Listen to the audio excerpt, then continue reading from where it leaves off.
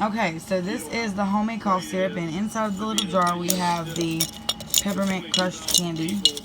And so whenever it's all made, you're going to take like a teaspoon or a tablespoon a few times a day whenever you have a cold, and it should help. So we have the candy in there, and I'm going to put just like a little bit of pepper. See?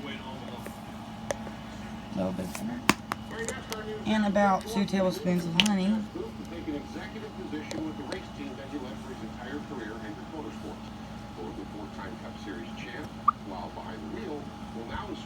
Okay, and then just like a couple splashes of the lemon juice.